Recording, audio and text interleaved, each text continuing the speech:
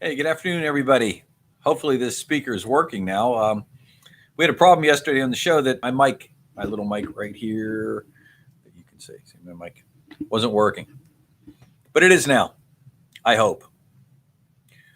So, two articles came out simultaneously. One University of Illinois at Urbana-Champaign, and the other University of South Australia, both dealing with similarities.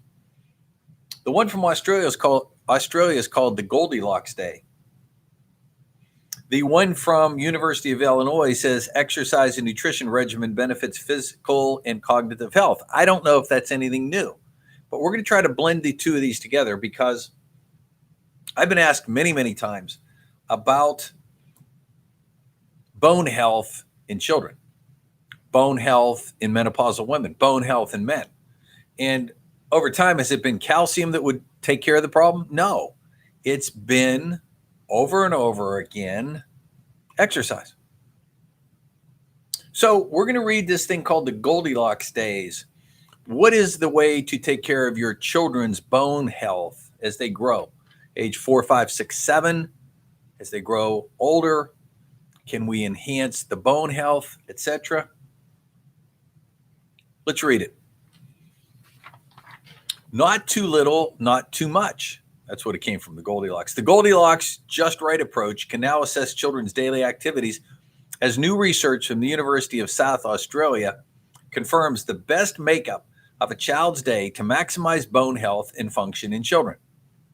Examining 804 Australian children between the ages of 11 and 13, the world first study found that children need more moderate to vigorous physical activity, no kidding, more sleep, no kidding, and less sedentary time to optimize bone health.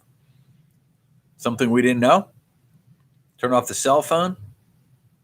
The study found the ideal balance for a child's activities across a 24-hour period comprises, you ready? Want to write these down? 1.5 hours of moderate to vigorous physical activity, sports, running around. 1.5 hours a day. 3.4 hours of light physical activity, walking, doing chores. I know what you're saying. They're in school now. They get up in the morning, they have a half hour, they eat breakfast, they go to school. They come home, they're exhausted.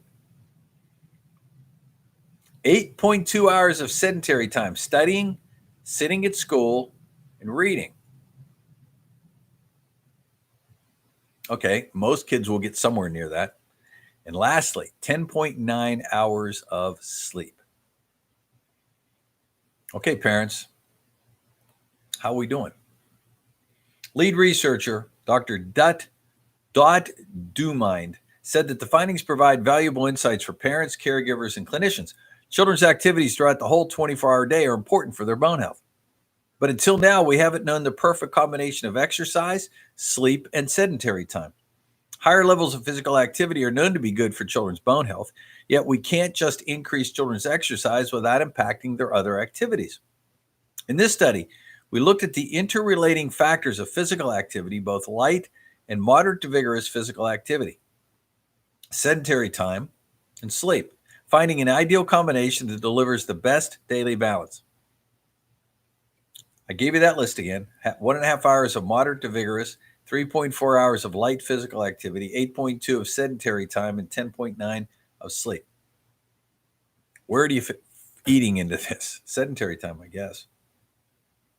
Up to 90% of peak bone mass is achieved by age 18.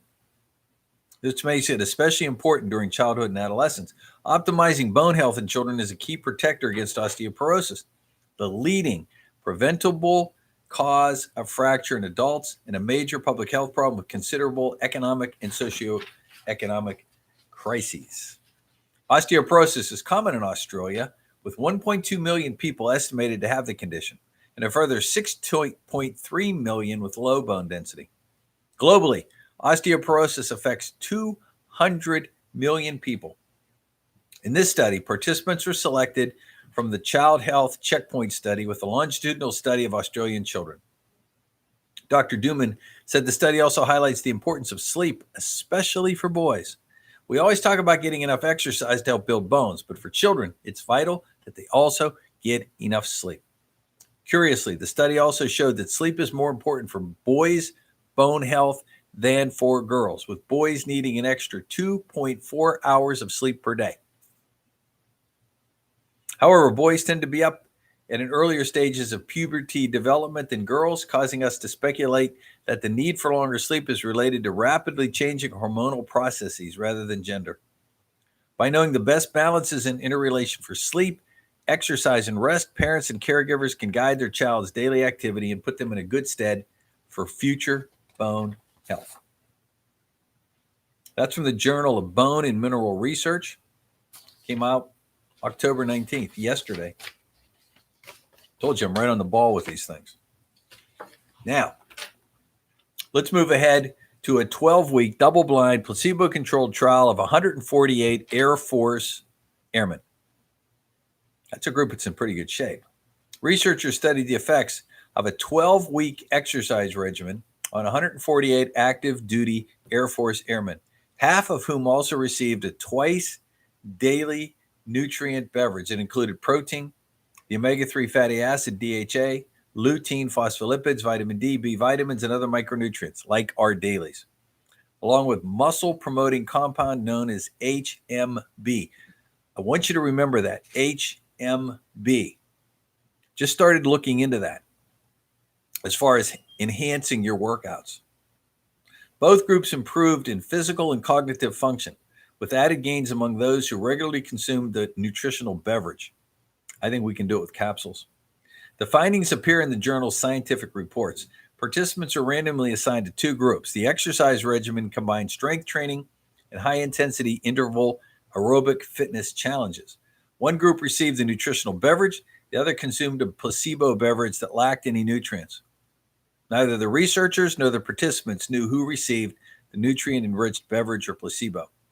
The exercise intervention alone improved strength and endurance, mobility, and stability.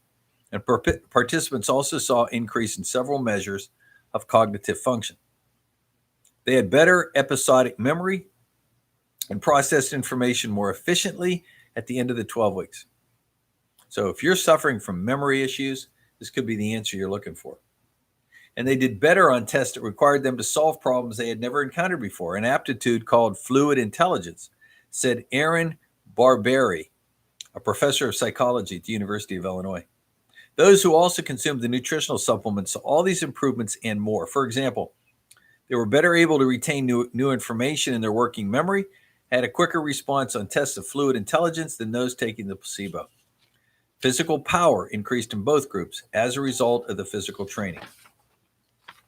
Power is a measure of physical fitness that is based on several factors, such as how fast a participant can pull a heavy sled over a distance, how far they can toss a weighted ball, how many push-up, pull-ups, or sit-ups they can perform in a set period of time.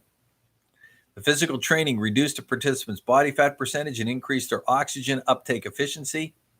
The airmen also performed better than they had initially on several measures of cognitive function.